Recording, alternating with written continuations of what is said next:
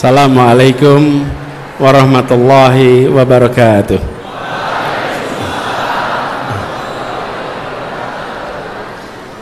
Alhamdulillah wa syukrulillah wala haula wala quwata illa billah. Allahumma sholli ala sayyidina Muhammad wa ala alihi wa ashabihi ajmain. Rabbi shrah li sadri wa yassir li amri wahlul 'uqdatan min lisani yafqahu qawli. Raditu billahi rabbah wa bil islami dinah wa bil muhammadin nabiyya wa rasulah. Rabbi zidni ilman warzuqni fahmah. Amin. Amma ba'du.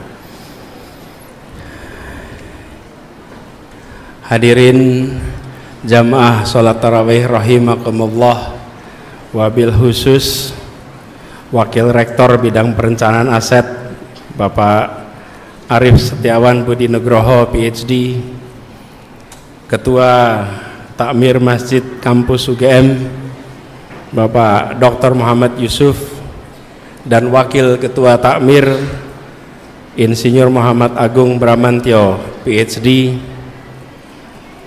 serta Imam Besar Masjid Kampus UGM Dr. Muhammad Nur MAG, Bendahara 1 Takmir Bapak Taufikur Rahman, dan Dekan Fakultas Psikologi UGM Bapak Rahmat Hidayat PhD, beserta seluruh jajaran takmir, dan yang saya hormati, saya banggakan, seluruh mahasiswa Universitas Gadjah Mada.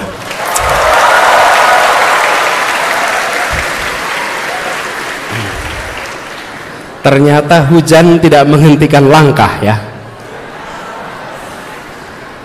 Kalau cuman basah dihadapi ya. Tadi pada saat sholat isya hujannya agak deras sampai dengan selesai sholat. Ini rupanya memang takmir tidak biasa pakai pawang ya. Memang tidak biasa, tidak harusnya pakai pawang. Alhamdulillah kita semua berkumpul. Saya merasa bersyukur sekali bisa kembali ke Gadjah Mada.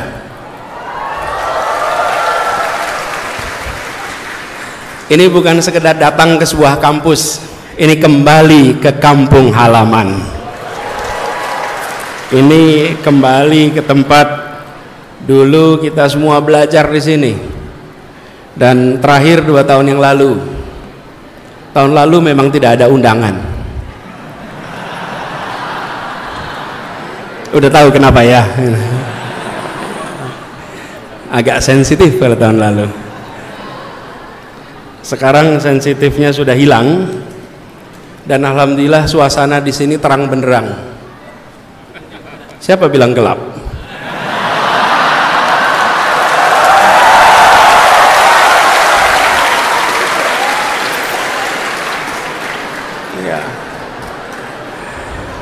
Katanya masjid kampus juga kena efisiensi.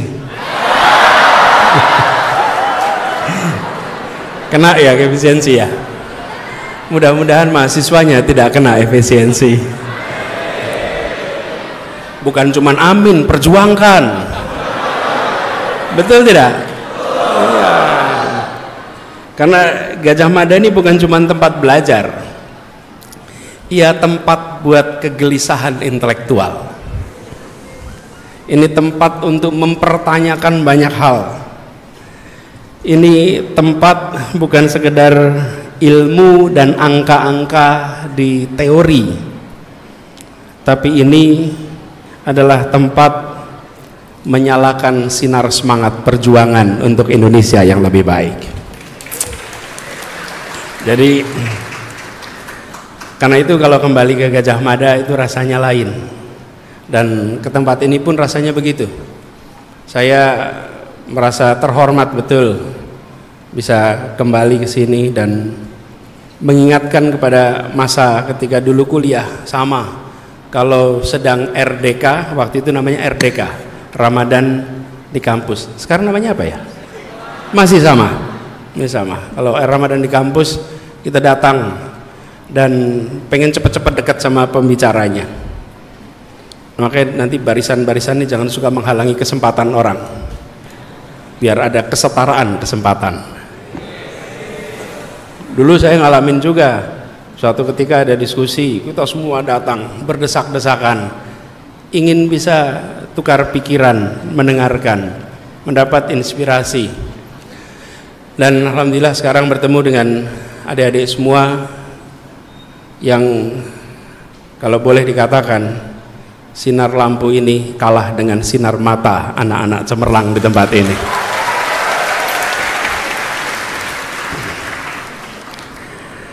Teman-teman sekalian, saudara-saudara semua, saya datang ke sini dapat tugas berbicara soal infrastruktur pendidikan dan kualitas manusia di hadapan saudara-saudara semua yang hari ini dapat kesempatan kuliah di Jogja. Di Jogja ini adalah ekosistem pendidikan yang luar biasa. Karena begini, pendidikan itu bukan cuma kampusnya, tapi juga lingkungan sekitar kampusnya. Bukan hanya ruang kelasnya saja, tapi lingkungannya. Saya sering analogikan, bibit yang baik untuk tumbuh dengan baik, dia membutuhkan lahan tanah yang subur. Lahan tanah yang subur dan bibit yang baik untuk bisa tumbuh berkembang perlu iklim yang sehat, iklim yang kondusif. Itulah sebabnya bibitnya adalah sang mahasiswa, sang pelajar, lahannya adalah kampusnya, sekolahnya, dan iklim sekitarnya adalah kota lingkungannya. Alhamdulillah Anda berada di Jogja yang itu sebuah kombinasi yang luar biasa. Karena itu mudah-mudahan teman-teman semua yang di sini bibit-bibit yang bisa tumbuh berkembang menjadi pribadi-pribadi bermanfaat di kemudian hari. Nah, pertanyaannya yang diberikan kira-kira begini. Infrastruktur pendidikan dan kualitas manusia. Mungkinkah kita membangun manusia tanpa infrastruktur pendidikan? Jawabannya sederhana, tidak mungkin. Tapi ketika kita bicara tentang infrastruktur pendidikan, maka jangan hanya menganggap infrastruktur pendidikan itu soal gedung, soal kampus yang megah, yang kokoh. Ketika kita bicara tentang infrastruktur, kita bicara tentang ruang yang menumbuhkan pikiran, ruang yang memberikan kesempatan untuk mimpi-mimpi berkembang, tumbuh inspirasi. Jadi ini bukan soal fasilitas fisiknya, tapi ini soal bagaimana fasilitas itu membuat imajinasi berkembang, kreativitas tumbuh, keberanian tumbuh, ketekunan, keteguhan tumbuh. Dan ini bukan sekedar gedung. Karena itu ketika kita berbicara tentang infrastruktur pendidikan, jangan sekali-sekali hanya membayangkan hard infrastructure, infrastruktur keras. Yang tidak kalah penting adalah soft infrastructure, infrastruktur lunak. Nah, infrastruktur lunak ini yang dibutuhkan. Apalagi kalau kita bicara tentang pendidikan seluruh Indonesia. Teman-teman sekalian, di Jogja dan di kota-kota besar lainnya, infrastruktur pendidikan relatif baik. Tapi begitu sampai ke daerah pedesaan, pegunungan, kepulauan kecil, maka kita akan menyaksikan infrastruktur yang sangat minim. Saya kebetulan dapat kesempatan tahun lalu untuk keliling Indonesia. Kegiatannya kampanye. Kok iya kampanye. Kegiatannya kampanye. Cuman tidak boleh masuk kampus waktu itu. Kegiatan saya kampanye, tapi dapat keliling. Apa yang terjadi? Saya merasakan keliling itu ketimpangan infrastruktur yang luar biasa. Dan ada ungkapan yang hampir ditemui di semua tempat. paling aktif hadir dan menonjol di depan adalah ibu-ibu. Dan mereka selalu menyampaikan pesan yang konsisten dari satu tempat ke tempat lain. Sederhananya begini, Pak, anak saya pintar, bikin sekolah, beri beasiswa. Anak saya perlu pendidikan. Itu pesan konsisten dari satu tempat ke tempat lain, teman-teman sekalian. Dan ibu-ibu ini, mayoritas ibu-ibu yang mengatakan ini, itu di tempat-tempat yang minim infrastruktur pendidikan. Karena mereka tahu bahwa untuk bisa mengubah nasib masa depan keluarganya, anaknya harus dapat kesempatan pendidikan. Pendidikan adalah kunci, dan pendidikan adalah jalan menuju peningkatan kesejahteraan. Datang ke Gajah Mada, datang ke Jogja dari berbagai wilayah Indonesia untuk kuliah. Setelah kuliah, dia dapat kesempatan yang lebih baik. Makanya saya sering menyebut pendidikan tinggi itu eskalator sosial ekonomi. Kenapa disebut eskalator? Bedanya tangga dengan eskalator. Kalau tangga, kita harus menaiki tangga satu persatu. Kalau eskalator, tangga berjalan, kita naik di tangga itu tidak perlu mendaki, kita terbawa ke atas. Itulah eskalator. Dan pendidikan tinggi itu seperti eskalator sosial ekonomi. Masuk ke situ, terbawa ke atas. Nah, inilah imajinasi yang muncul di keluarga-keluarga di seluruh Indonesia. Saya sering membayangkan keluarga yang prasejahtera, kalau mereka malam hari melihat anak-anaknya tidur, mungkin saja ayahnya bekerja sebagai pekerja buruh kasar, ibunya mungkin kerja buruh kasar, tapi kalau dia lihat anaknya sedang tidur malam, sambil melihat si anak itu sambil bisa mengatakan begini, alhamdulillah anak saya sekolah, alhamdulillah anak saya sekolah berkualitas. Jadi dia bisa yakin bahwa insya Allah di masa depan anaknya tidak hidup seperti dirinya. Tapi bila mereka buruh kasar, ibunya juga, dan anaknya tidak punya kesempatan untuk pendidikan, bayangkan sebagai orang tua, dia akan melihat anaknya dan membayangkan anaknya akan mengalami hal yang sama di masa yang akan datang. Itulah sebabnya negara harus hadir. Itulah sebabnya sumber daya untuk pendidikan tidak boleh dikurangi, karena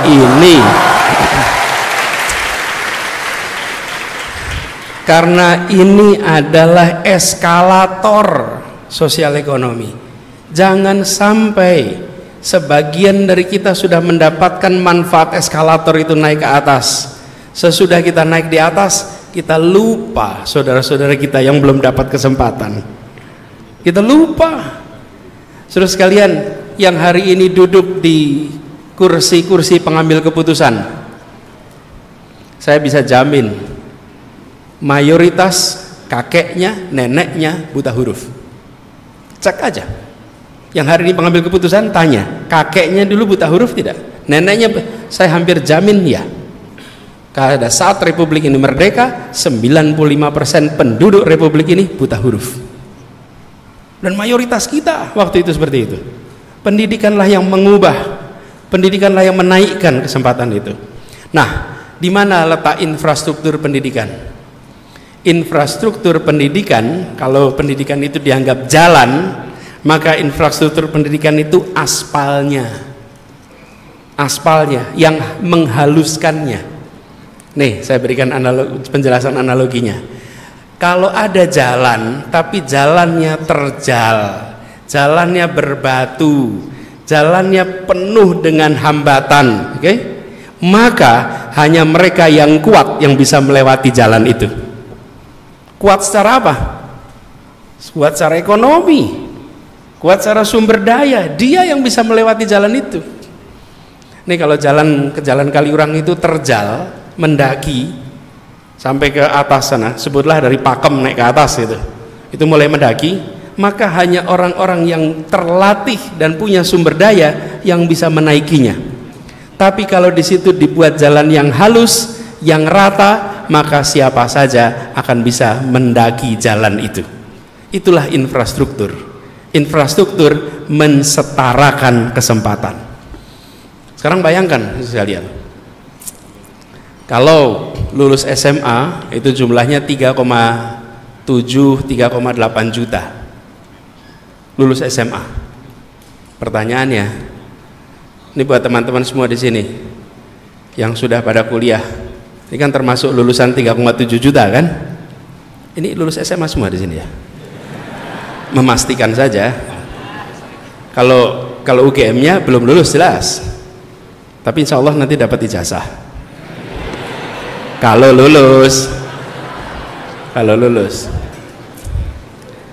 Nah teman-teman, 3,8, 3,7, 3,8 masuk SMA. Yang masuk SD berapa?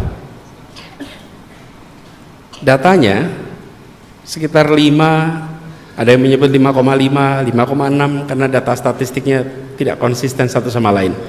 Sebutlah 5,5 biar gampang hitungnya. Masuk 5,5 SD kelas 1, lulus SMA 3,7. Jadi yang hilang di jalan berapa teman-teman? Dulu tes masuk kan di sini? Jadi kalau 5,5 kurangi 3,8 dah. Jadi berapa?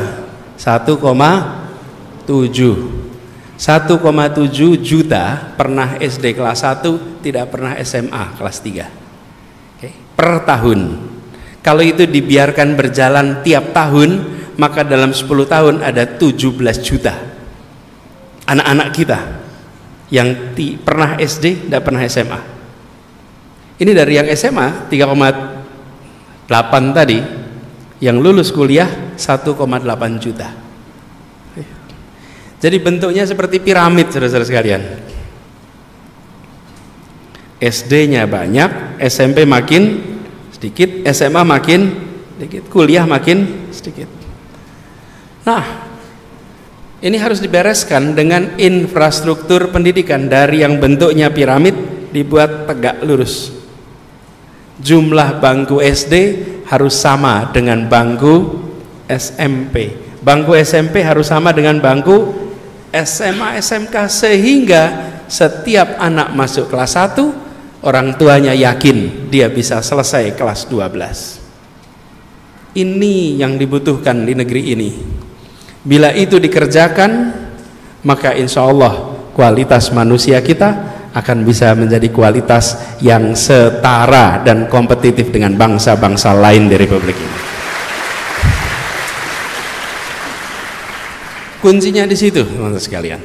Nah, inilah tantangan yang kita miliki, dan itu semua membutuhkan keseriusan. Tidak bisa dikerjakan sendirian. Untuk ini bisa dikerjakan, harus ada kemauan melihat pendidikan sebagai investasi. Pengeluaran untuk pendidikan jangan dipandang sebagai biaya. Kalau dipandang sebagai biaya, maka dia mudah dipotong, mudah dikurangi, karena pengurangan biaya. Kalau investasi, sesuatu yang dikeluarkan yang nanti akan memberikan hasil. Jadi kalau kita ngurangin investasi, ya besok juga hasilnya akan berkurang. Karena itu pandang ini sebagai investasi. Dalam situasi apapun, kualitas manusia harus nomor 1 di dalam alokasi pembiayaan di Republik ini, karena masa depan kita ditentukan itu. Nah, tapi pendidikan itu panjang, prosesnya panjang. Dalam politik seringkali pengambil keputusan inginnya membuat hal yang bisa difoto untuk pemilu berikutnya. Iya, inginnya dikerjakan cepat, sesegera mungkin, segera peletakan pertama, segera peresmian, supaya pada saat siklus pemilu berikutnya bisa ditunjukkan hasilnya. Dan itu memang boleh-boleh saja, tidak ada yang salah dengan itu. Kan memang kebijakan mau ditunjukkan pada publik, bukan? Tapi untuk urusan pembangunan manusia, waktunya tidak bisa 5 tahunan, tidak bisa. Kalau ekonomi, infrastruktur bisa. Bikin jembatan 1 tahun selesai, bikin gedung 1,5 tahun selesai, gelanggang mahasiswa itu cepat selesai, pangling soalnya gitu. Gelap juga ya di situ.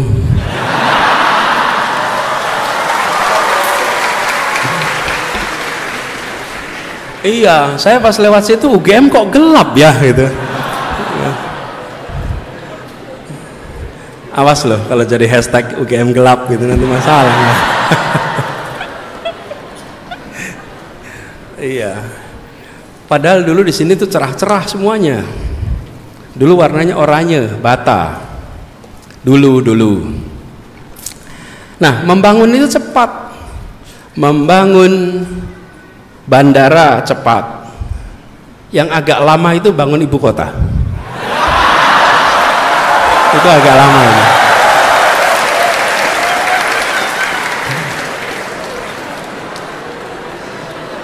Tapi sebetulnya kalau di Jogja ini kita punya pengalaman. Hanya Bandung Bondowoso yang bisa membangun Prambanan dalam 1 malam. Kalau masih ada Bandung Bondowoso pasti jadi kontraktornya IKN itu. Selesai dalam 1 tahun ya, semalam ya. Oke, saya lagi bercerita apa tadi? Belok kan? Gini, jangkanya panjang kalau pendidikan. Kalau untuk bicara infrastruktur mesti cepat, ekonomi pun cepat. Teman-teman sekalian, Anda tahu namanya World Economic Forum? Tahu ya? Lokasinya di mana itu? Amrik.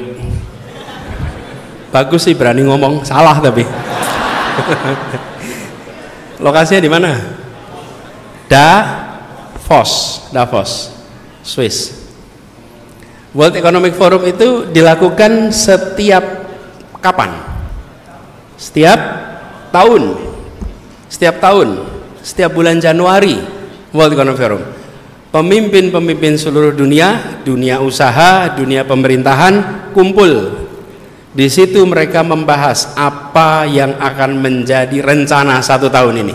Karena itu selalu dikerjakan di bulan Januari. Kalau organisasi namanya rapat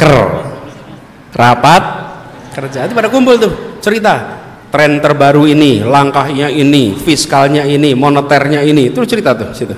Berkumpullah semua di situ, tukar pikiran, tukar pandangan setiap tahun. Kalau World Education Forum tiap 15 tahun sekali. Oke. World Economic Forum setiap tahun. World Education Forum tiap 15 tahun. Jadi World Education Forum yang terakhir tahun 2015. Sebelumnya tahun 2000. Sebelumnya tahun 85. Sebelumnya tahun 70. Coba bayangkan. 70, 85, 2000, 2015. Dalam waktu berapa tahun tuh? 45 tahun, baru 4 kali. Setiap 15 baru ada lagi tahun 2030. Setiap mengambil keputusan ditunggu 15 tahun hasilnya. Itulah sebabnya kalau kita bicara tentang infrastruktur pendidikan, maka jangan harap dia muncul dalam statistik besok bahwa dikerjakan hari ini maka akan muncul manusia-manusia luar biasa sebelum pemilu besok. Nggak ada, nggak bisa. Kita akan bertahan dalam waktu yang panjang. Saya kebetulan ikut di dalam World Education Forum 2015. Waktu itu masih Mendikbud. Bikin kesepakatan, ikut bikin kesepakatan, pulang reshuffle.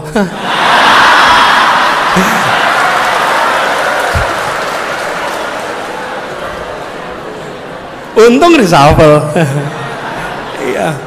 Pas jadi salah satu kesepakatan terpentingnya, teman-teman, salah satu kesepakatan terpenting adalah PAUD universal. Setiap anak minimal dapat 1 tahun pendidikan pra-SD. Itu salah satu kesepakatan, dan Indonesia termasuk yang tanda tangan. Menterinya Anies Baswedan. Iya. Jadi waktu itu saya dorong untuk PAUD untuk didorong di mana-mana. Bagian dari komitmen kita untuk mengubah dunia, bahwa seluruh dunia akan ketemu lagi 2030, lapor. Tiap negara lapor tuh nanti berapa capaiannya, harusnya udah universal. Nah, karena pindah posisi, jadi saya kerjakannya di Jakarta.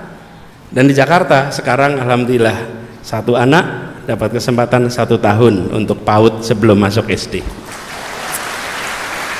Digenjot tuh PAUD, karena pendidikan PAUD ini yang paling penting, saudara-saudara sekalian. Jadi kalau bicara infrastruktur pendidikan, tadi saya ceritakan, ini perlu ditegakkan, betul ya, piramidnya tuh tegak. Jangan lupa sebelumnya ada pendidikan PAUD, dan PAUD ini itu pendidikan yang terpenting. Pendidikan pra-SD itu pendidikan yang terpenting. Walaupun sekarang sudah masuk fakultas dan jurusan yang sangat susah seleksinya, lebih penting pendidikan PAUD-nya. Beberapa hari yang lalu saya menghadiri acara peresmian Masjid A'agim.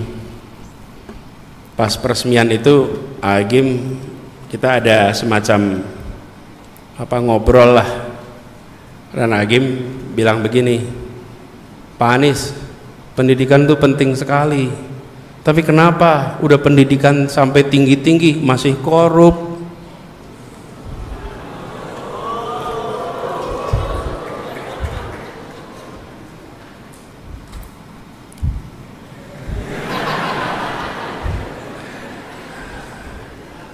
Ada yang cerita soal oplosan, ada yang apa lagi tuh? Apa? Oh, pagar, ya, sertifikat di atas air, dan macam-macamnya. Terus beliau tanya, gimana ini Pak, pendidikannya sudah tinggi-tinggi masih tetap korup?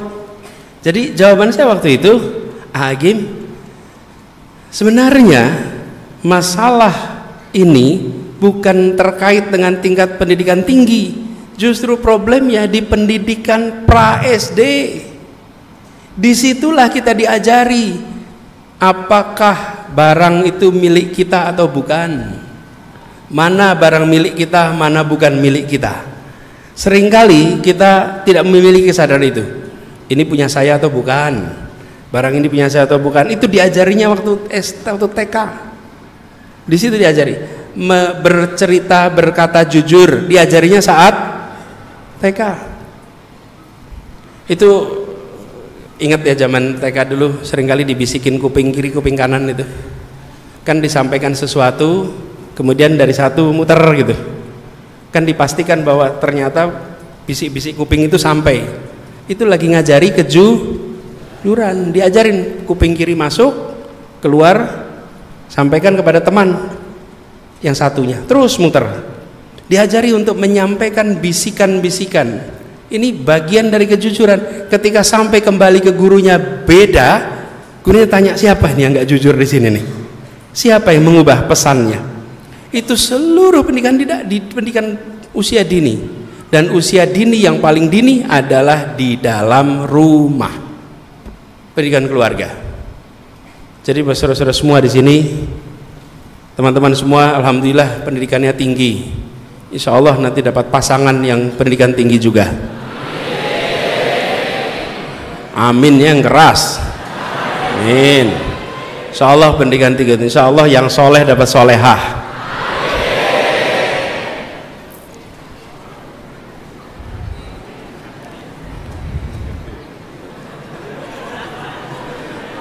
Mau nggak ini yang mahasiswi ini? Mau nggak dapat mahasiswa yang pinter? Mau nggak dapat mahasiswa yang ganteng? Mau nggak dapat mahasiswa yang punya kepemimpinan hebat tapi tidak soleh? Nah, saudara perhatikan itu. Aspirasinya, walaupun pinter, walaupun ini, begitu pertanyaan terakhir, mau nggak kalau nggak soleh? Nggak mau. Jadi saudara-saudara semua bersiaplah jadi mahasiswa yang soleh. Pinternya udah dapat, insya Allah soleh. Nah, poin ini sekalian, pendidikan dalam rumah ini pendidikan yang kunci. Pendidikan kunci di dalam rumah, ibu bapak. Pendidik terpenting yang paling tidak tersiapkan namanya orang tua. Itu pendidik terpenting yang paling tidak tersiapkan. Karena itu saudara-saudara sekalian di sini, saya berharap saudara-saudara nantinya bisa menyiapkan diri untuk menjadi orang tua pendidik yang baik. Nah, meneruskan soal infrastruktur tadi, kita harus membangun lebih banyak PAUD TK di seluruh Indonesia. Dan itu artinya investasi, itu artinya alokasi. Jadi jangan sampai pengeluaran kita untuk pendidikan justru menurun, karena dampaknya nanti kita akan rasakan 10-15 tahun yang akan datang.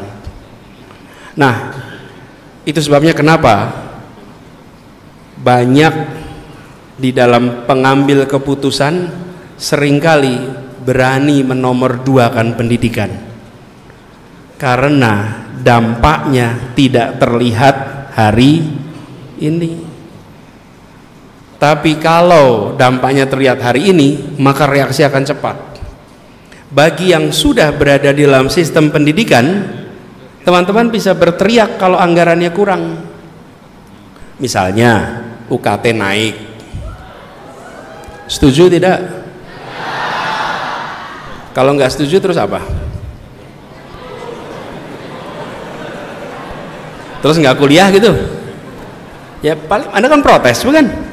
Nah, kalau kebijakan itu menyangkut yang sudah berada dalam sistem pendidikan, Anda akan bereaksi.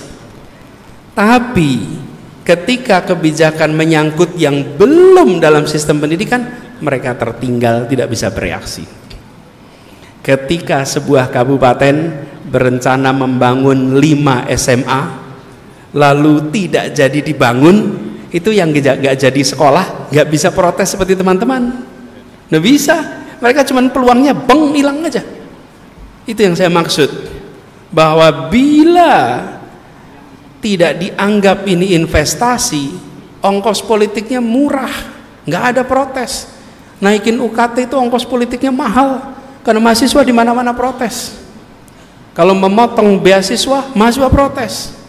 Kenapa? Karena sudah berada di dalam sistem pendidikan. Bila dikurangi, bereaksi. Tapi yang masih di luar, sementara yang membutuhkan bantuan adalah mereka yang berada di luar sistem pendidikan.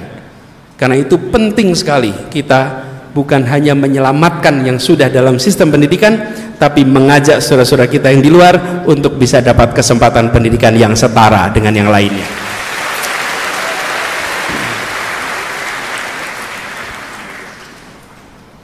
Jadi saudara-saudara sekalian, kita berharap mudah-mudahan dalam jangka pendek ini tidak ada pengurangan,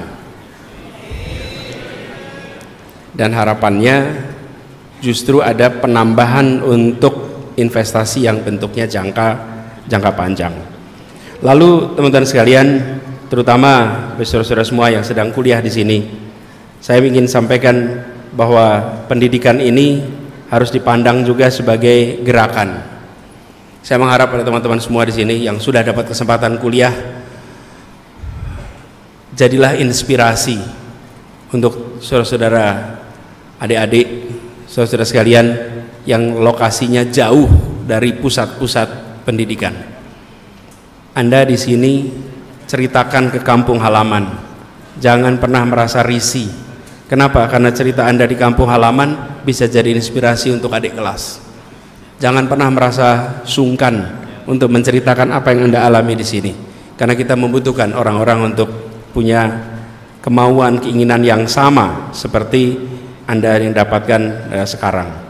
Karena itu istilah saya pendidikan sebagai gerakan atau movement in education.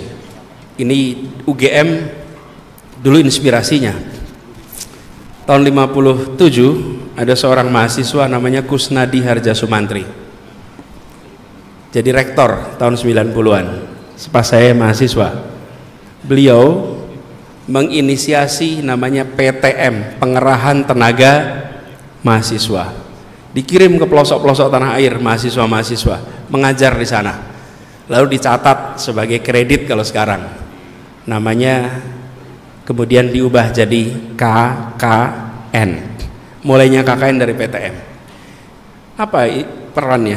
Waktu itu mahasiswa menganggap masih banyak saudara-saudara kita belum bisa SMA, pemerintah bisa bikin gedungnya tapi tidak bisa menyiapkan gurunya. Lalu teman-teman mahasiswa memilih jadi guru. Hari ini guru sudah tersedia di sana, tapi kita membutuhkan inspirasi. Ruang kelas itu membutuhkan inspirasi, karena kita tahu mengajar itu paling dasar, mendidik, menginspirasi, menggerakkan. Nah, teman-teman bisa membantu berbagi cerita, menjadi inspirasi untuk adik-adik kelas yang berada di kampung halaman, supaya mereka punya mimpi yang tinggi sebagaimana yang sekarang Anda sudah miliki di Jogja sekarang.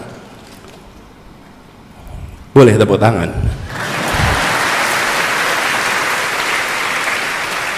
Iya, jangan suka ragu-ragu tepuk tangan. Dan teman-teman sekalian, ini upaya kita mendorong supaya lebih banyak lagi yang mengikuti rute yang kita miliki. Jangan sampai kita justru begini, saya kepengen jadi satu-satunya orang di kampung saya selamanya. Itu namanya menghambat. Dan kadang-kadang kita punya perilaku menghambat. Saya sering saksikan itu kalau di acara-acara penuh keramaian. Kalau lagi rame, sering banyak minta foto, teman-teman.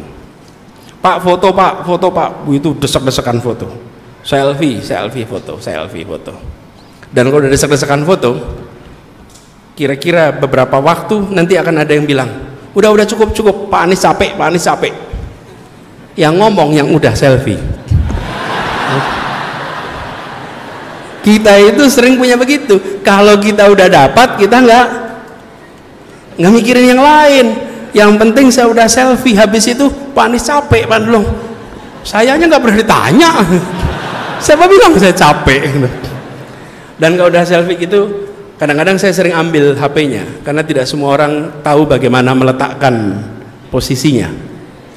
Udah di sini saya ambil aja, sering. Nah, sering kali saya ambil, saya pasang begitu pencet, 10 detik. Masya Allah. Masalah baru lagi itu, menunggu 10 detik. Tapi pesannya adalah bagaimana kita yang sudah mendapatkan kesempatan membuka dan menginspirasi yang lain untuk punya kesempatan yang sama. Teman-teman sekalian, senang sekali bisa sama-sama di sini. Tadi disampaikan katanya boleh tidak monolog, boleh dialog. Jadi kalau ada yang mau bertanya, silahkan.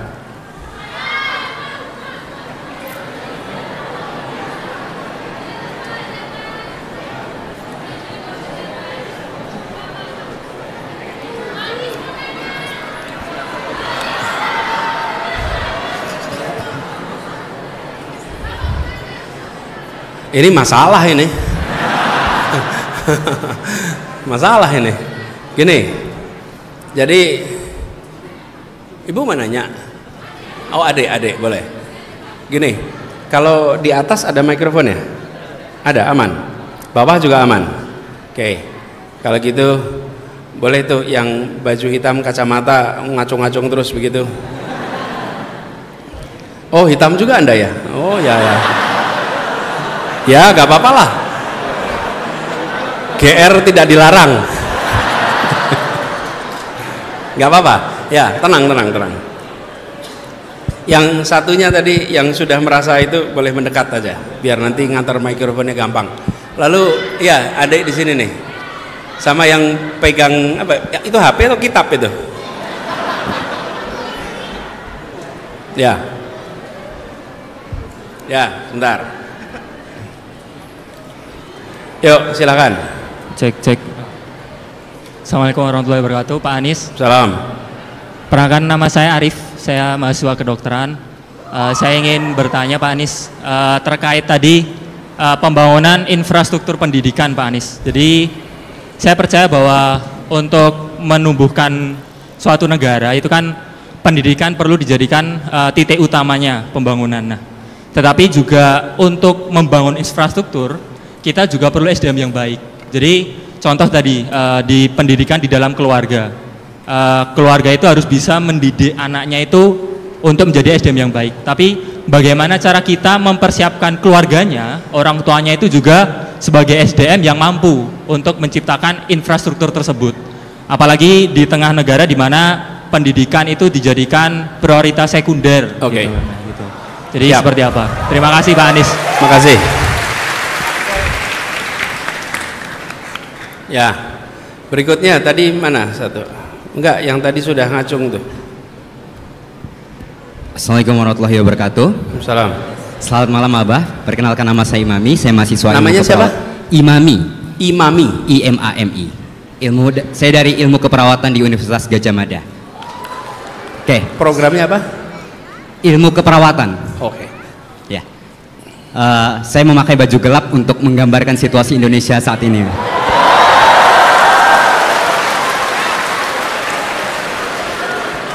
Pada acara Desak Anies Yogyakarta tahun lalu, saya pernah menuliskan surat yang saya berikan langsung kepada Bapak. Saya tidak tahu Bapak masih ingat atau tidak. Isi suratnya seperti ini. Jika Bapak terpilih menjadi presiden, saya mohon sekali untuk Bapak bisa menghapus pembulian yang ada di dunia ini, yang ada di Indonesia. Namun untuk sekarang saya cukup bingung mengapa BPP pendidikan masuk ke prioritas pendukung dan juga BPP makanan bergizi gratis masuk prioritas utama.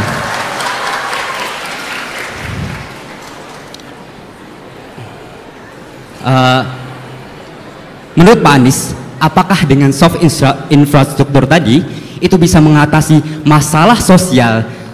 Menurut saya masalah pembulian ini masih disepelekan di mata masyarakat. Ya, oke. Menurut Bapak Anies, apakah soft infrastruktur ini bisa mengatasi masalah sosial tersebut karena dapat menghambat karakter dan juga menurunkan kepercayaan diri para siswa? Terima kasih Pak Anies. Ya, siap.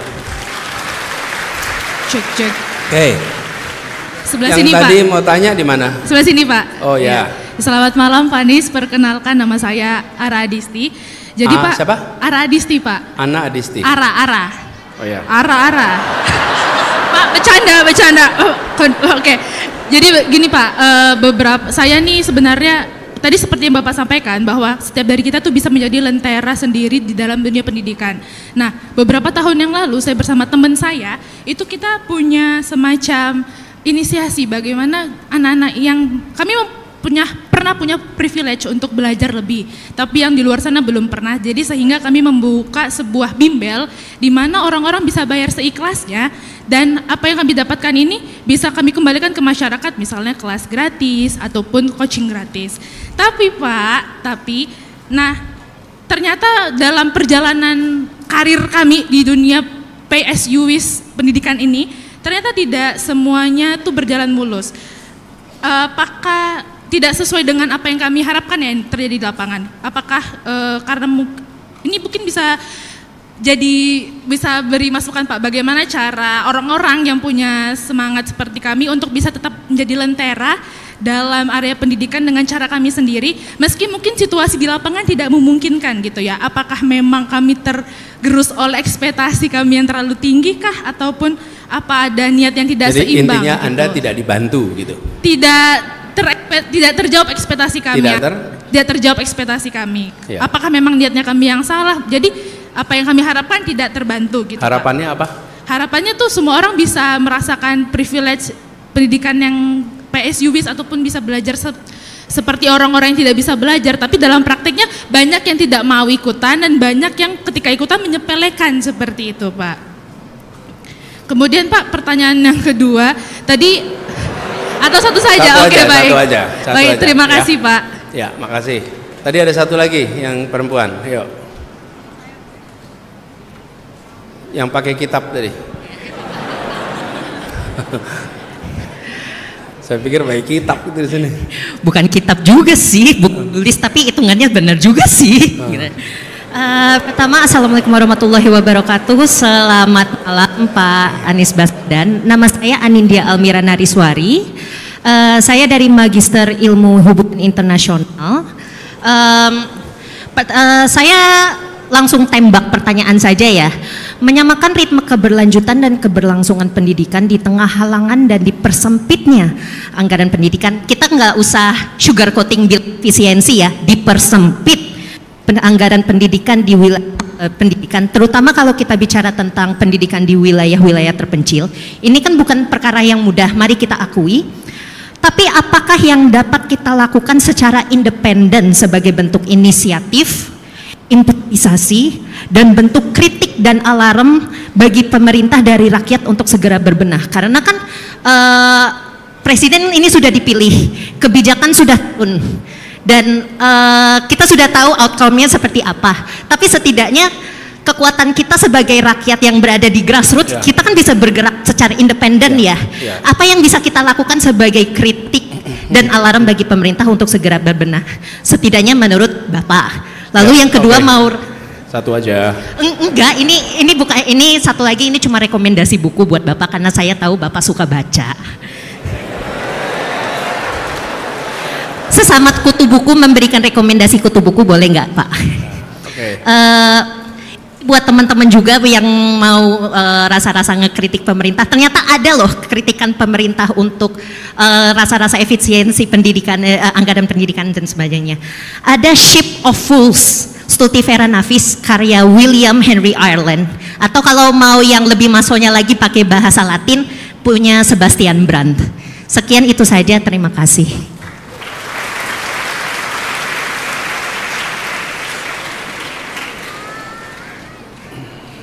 Namanya sekali lagi siapa Mbak? Anindya Almira Nariswari. Anindya. Oke, makasih. Kelihatannya baru dari sini, dari situ. Dari sini ada nggak nih? Oke, Anda boleh.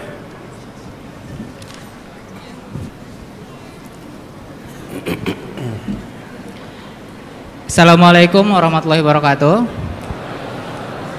Yang saya sayangi dan kami sayangi Abah Anies.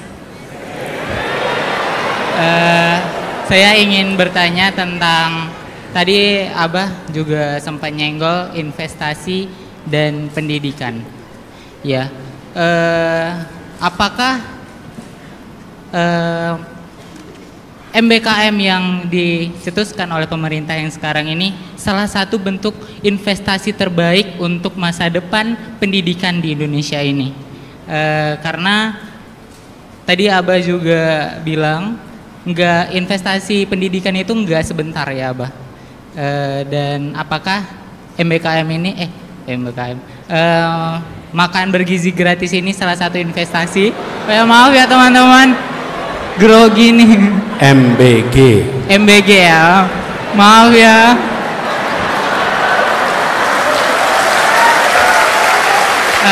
MBG ini salah satu investasi pendidikan yang terbaik untuk yang sekarang ini. Menurut saya ini tidak ya. Namanya siapa? Nama saya Upi dari Sekolah Tinggi Multimedia Yogyakarta. Upi ya. Iya, itu jangan dianggap enteng loh, pegang mikrofon itu bergetar loh. Tapi itu jadi pengalaman, betul nggak Ubi ya? Iya. Berikutnya dari sekitar sini nih. Oke, Anda tuh yang pakai rompi, ya. Boleh maju ke depan. Jadi teman-teman, makasih ya manggilnya Abah. Kalau manggilnya paman saya masalah. Iya.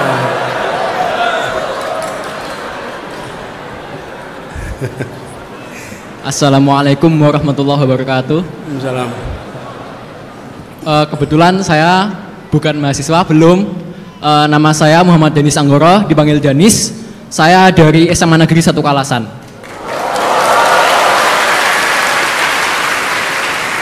Pertama-tama, bener Pak Anies, mic-nya bergetar. Lalu hal yang ingin saya tanyakan adalah, apakah fakta bahwa pendidikan itu butuh waktu yang sangat lama? Tadi Pak Anies bilang sekitar 15 tahun, itu menjadi salah satu faktor di mana pemerintah sekarang itu berlaku seperti ini, kebijakannya yang dilakukan seperti ini. Jadi apakah itu adalah menurut Pak Anies, oh ini hasil dari pendidikan 15-20 tahun lalu yang mungkin belum memadai, begitu Pak Anies? Terima kasih. Wassalamualaikum warahmatullahi wabarakatuh. Denis, kamu kelas berapa? Kelas 11. Wah. Ayo, kelas 11, ini kelas 11. Di sini. Denis, kamu duduk sini. Mau duduk depan sini. Teman-teman, hebat ini. Di saat anak-anak SMA lain mungkin ngerjain PR, dia datang ke sini. Ya kan? Ayo, duduk sini Denis. Nanti kita foto berdua ya.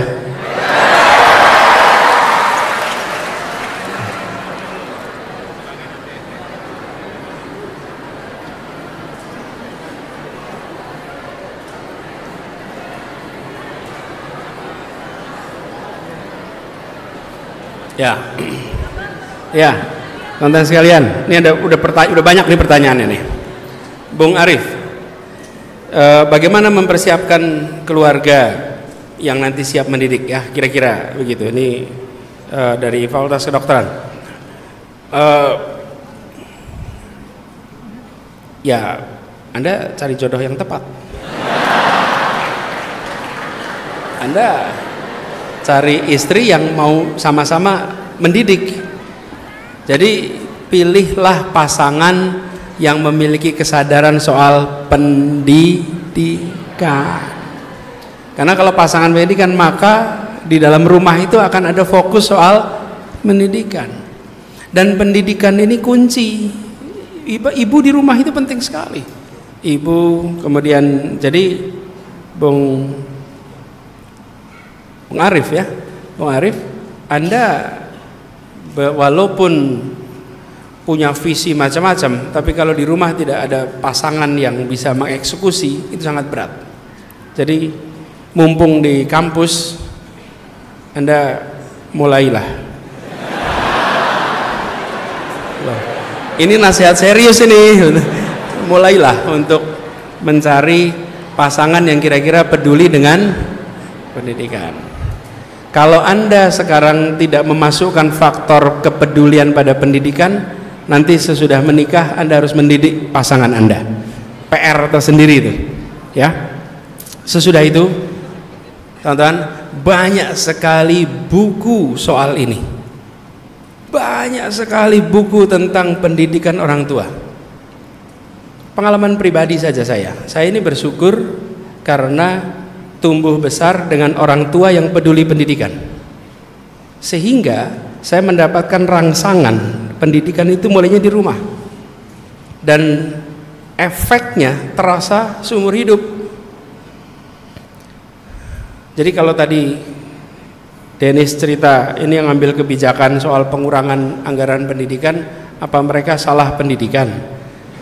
Mereka tuh sekolahnya juga sama kira-kira sama kami.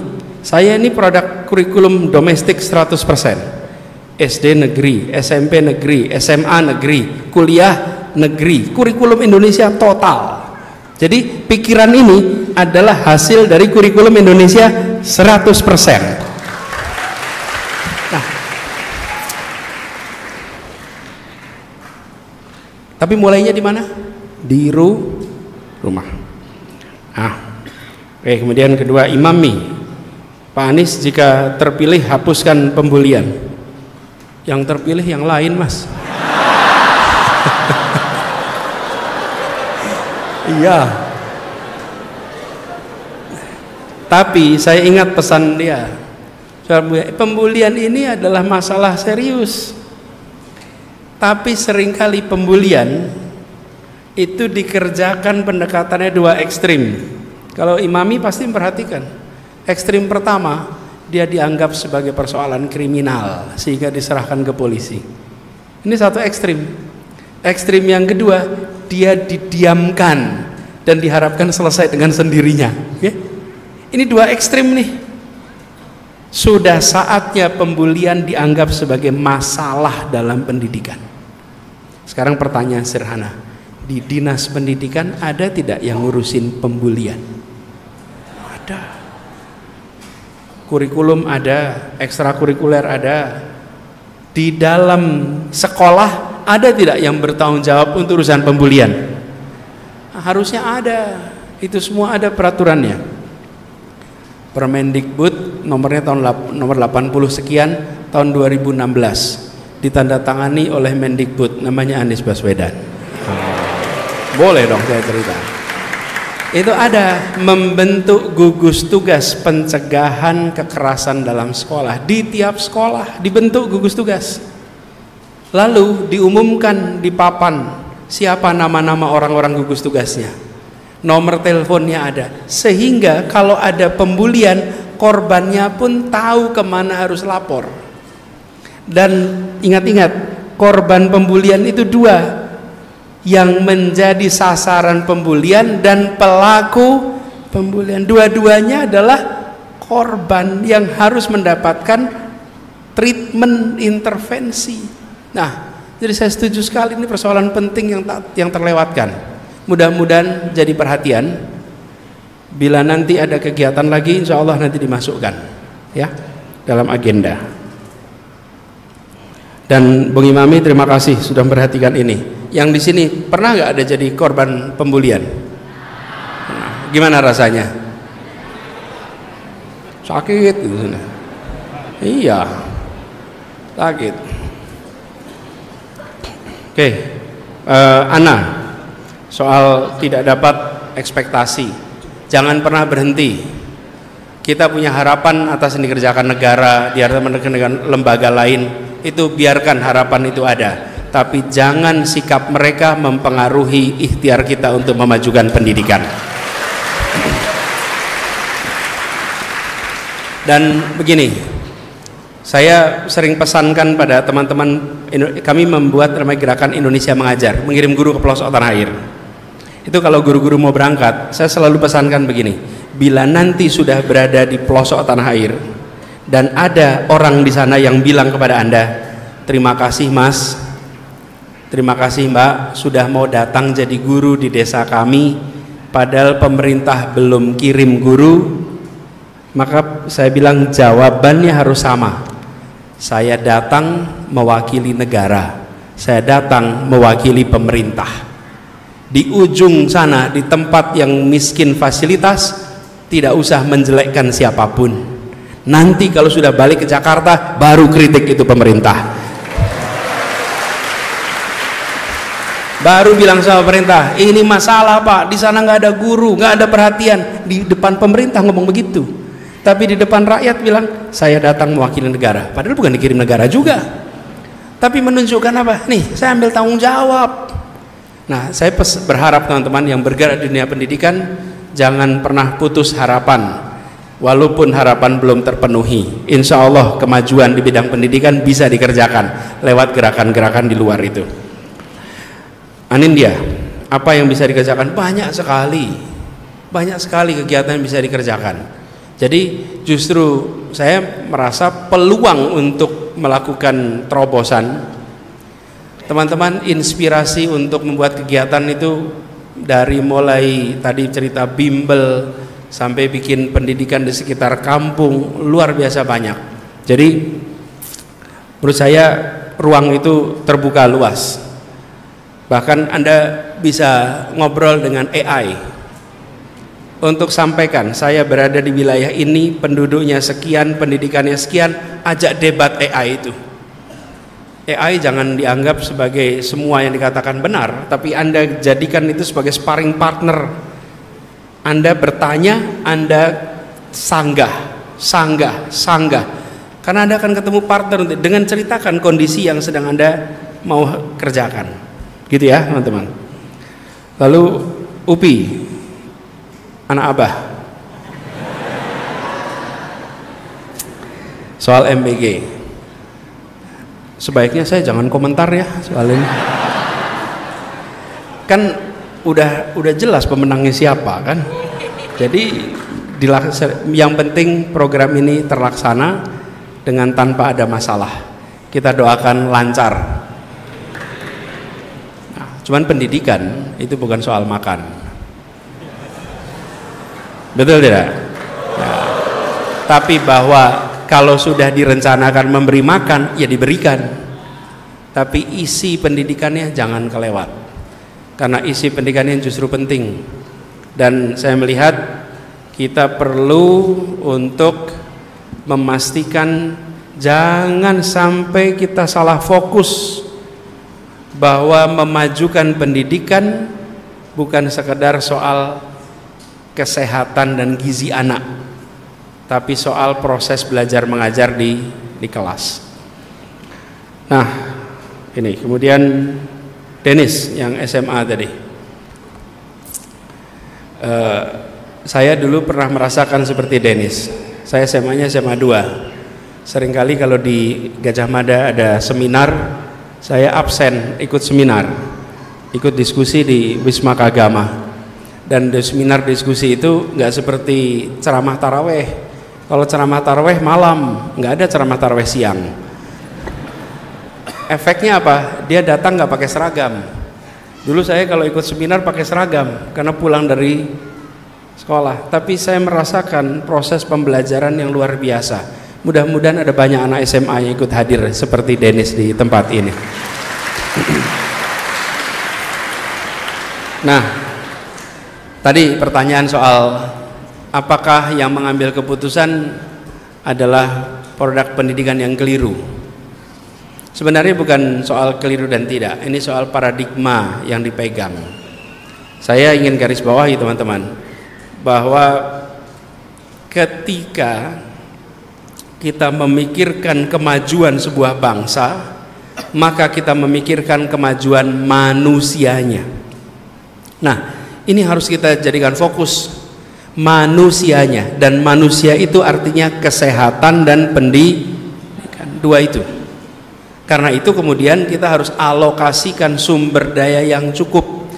Dan teman-teman, semua bangsa yang hebat adalah bangsa yang fokus pada investasi pendidikan. Nah, proses politik kita seringkali tidak memberikan reward kepada yang berpandangan begini, karena seringkali kita menuntut segera ada hasil yang bisa difoto.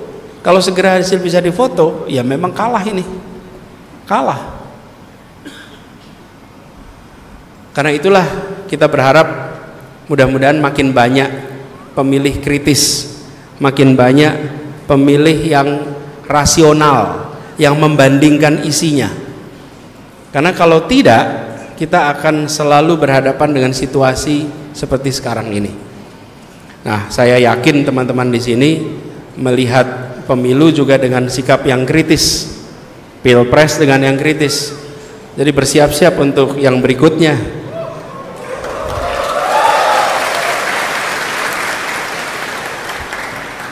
Jangan kita kemudian merasa, wah kalau udah ada keputusan atau apa, kita tidak terlibat, nanti ada keputusan kita ikut nanggung konsekuensinya. Nah, lalu apa yang bisa dikerjakan? Teman-teman sekalian, mahasiswa punya kekuatan moral untuk menuntut negara, meminta kepada negara, dan beberapa waktu ini mulai bermunculan. Jadi menurut hemat kami, bila teman-teman menyaksikan ada kebijakan yang berbeda dengan garis konstitusi, jangan terlewat dan jangan gentar untuk memberikan kritik. Dan yang berada di pemerintahan, saya pernah merasakan pada pemerintahan, di pemerintahan harus terbuka dengan kritik itu. Saya waktu tugas gubernur DKI itu perasaan kritik nggak pernah berhenti, teman-teman. Terus, konstan. Tapi kita tidak pernah melakukan penuntutan pada yang kritik, apalagi kriminalisasi kepada yang kritik. Nggak ada. Nggak pernah dilaporin ke polisi, laporin ke kejaksaan, nggak pernah. Kenapa? Karena kita memandang yang disebut kritik itu sebenarnya adalah sanggahan kesempatan untuk menjelaskan. Teman-teman, kami membuat kebijakan A, lalu dikritik. Akibatnya apa? Kami harus memberikan argumen tambahan. Kritik lagi, argumen tambahan. Kritik lagi, argumen tambahan. Apa yang terjadi? Masyarakat menyaksikan terjadinya dialog ini. Dan dialog ini adalah namanya mencerdaskan kehidupan bangsa. Jadi kalau ada kritik, maka diberikan penjelasan, sanggah lagi, penjelasan lagi, dan kita semua akan menyaksikan, ini argumennya.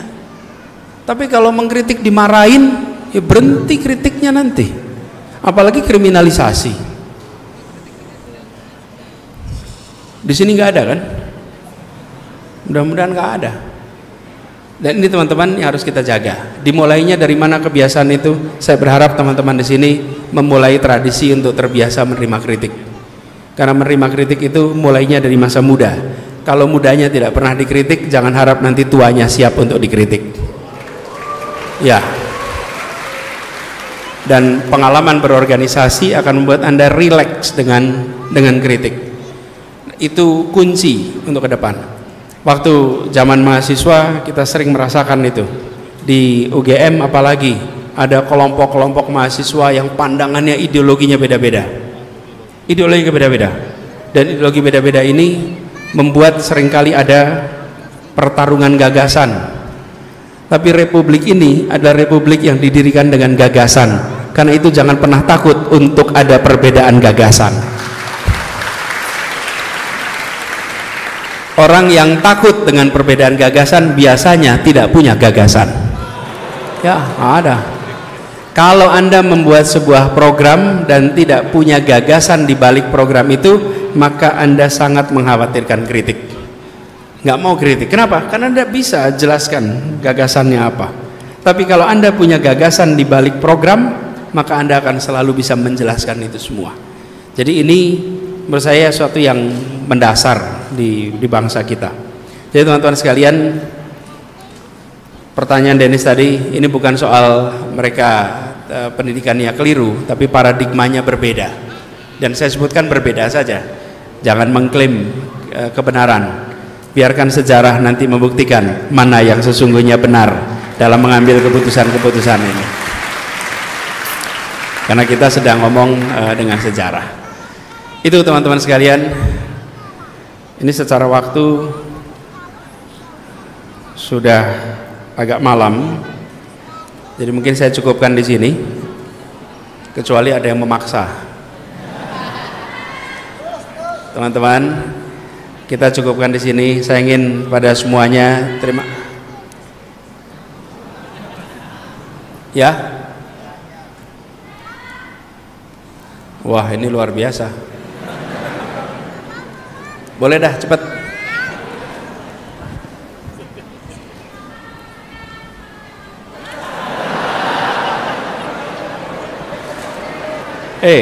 Itu nyali itu. Nyali itu. Yuk.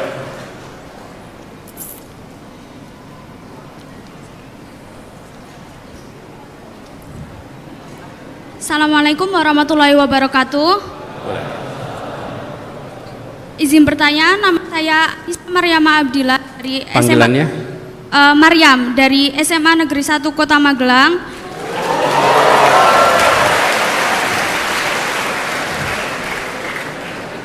Seperti yang kita ketahui, kondisi di Indonesia sangat porak-poranda dan umumnya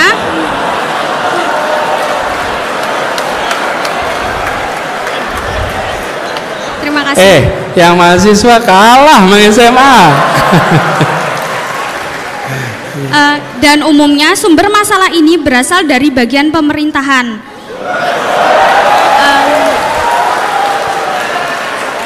Namun, apakah masalah yang terjadi hanya dari pusat pemerintahan, tidak berasal dari pola pikir masyarakatnya? Jadi, bagaimana cara mengajar atau mengajak masyarakat untuk berpikir agar kita bisa menjadi bangsa Indonesia menjadi bangsa yang lebih terdidik, tidak hanya untuk generasi muda, tapi juga untuk generasi tua yang sudah terlambat belajar. Terima kasih.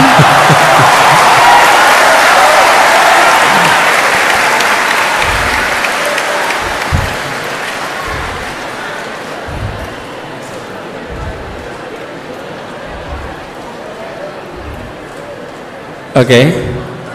Sudah.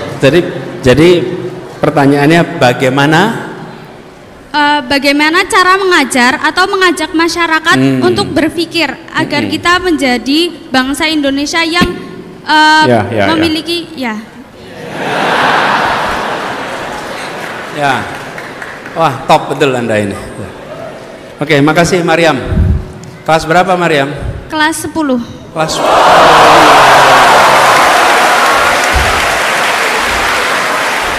Anda, Maryam, dari Magelang? Iya. Naik apa ke sini? Saya sama kakak, tapi kakak lagi kerja. Jadi naik apa? Motor. Naik motor? Iya Pak. Di boncengan naik motor? Iya. Dari Magelang? Iya. Khusus untuk hadir di sini? Iya. Masya Allah. Taunya kegiatan ini dari mana? Dari kakak juga. Saya punya 2 kakak, yang satu yang antar saya ke sini, yang satu itu yang ngasih tahu tentang acara ini, cuma beliau lagi nggak bisa datang karena lagi sakit. Oh ya, oke. Makasih Maryam, tepuk tangan buat Maryam. Terima kasih. Maryam, nanti turun ke bawah ya. Siapa? Nanti kita ketemu ya. Oke. Dah ya, cukup. Ini pertanyaan terakhir dari Maryam ini menyatakan bahwa Indonesia banyak masalah dan masalahnya sering dimulai dari pemerintah. Untung lagi nggak di dalam pemerintah ya.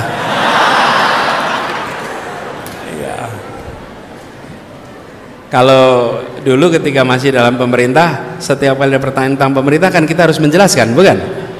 Kalau sekarang ya menjelaskan juga tapi tanpa beban gitu. Nah, pertanyaannya bagaimana mengajak? Begini teman-teman sekalian, kita jalan saja dengan rencana. Maryam punya rencana, kita semua punya rencana.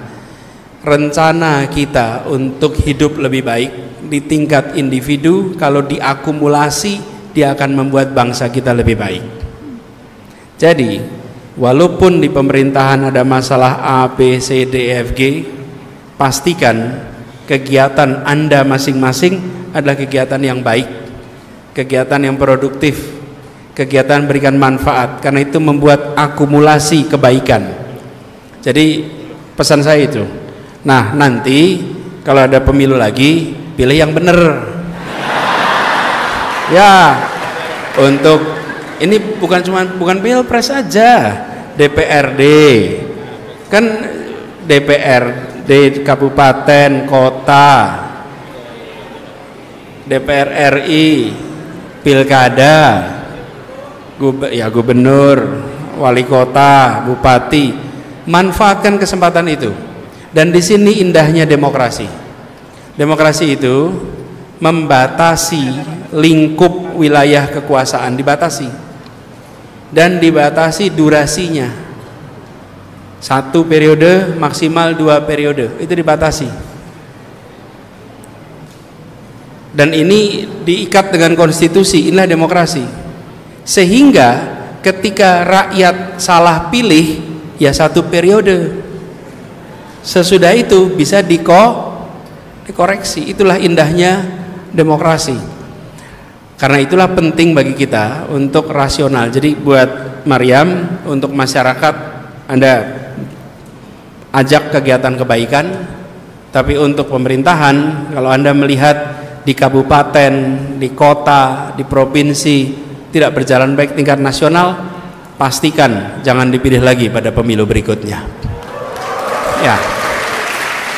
Dan itulah demokrasi.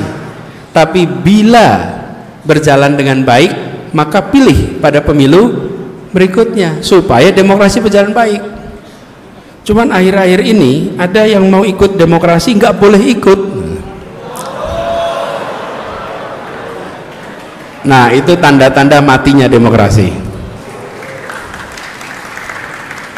Ini karena di kampus saya tambahin ya, apa tanda-tanda demokrasi? Satu, adanya oposisi. 2, adanya pembagian kekuasaan. 3, adanya kebebasan berbicara. Itu ciri demokrasi. Kalau oposisi ditiadakan, maka demokrasi melemah. Kalau legislatif, yudikatif jadi mengalami eksekutifisasi, nah itu demokrasi lemah. Bila kebebasan berbicara ditahan, maka demokrasi akan lemah. Nah, mahasiswa punya tugas menjaga 3 ini supaya tetap hidup.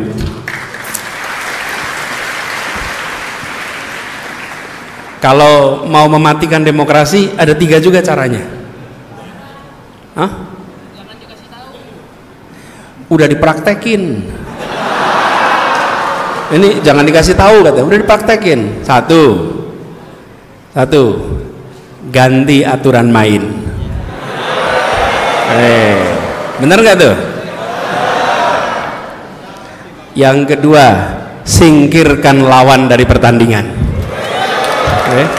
Jangan sampai ikut pertandingan. Yang ketiga, kuasai wasit. Nih, jadi kalau mematikan demokrasi 3 itu, diingat-ingat ya. Diingat-ingat bukan untuk dipraktekkan. Ini diingat-ingat untuk melihat tanda-tanda. 1, aturan main diubah. Yang kedua, singkirkan lawan supaya jangan ikut pertandingan. Di Jakarta udah pernah terjadi itu. Terus yang ketiga, wasit dikuasai. Udah, kalau udah begitu selesai, pertandingan menjadi teater. Oke? Nah, ini teman-teman 3 ciri demokrasi, teman-teman bantu jaga. Dan 3 ciri-ciri mematikan demokrasi, teman-teman bantu cegah.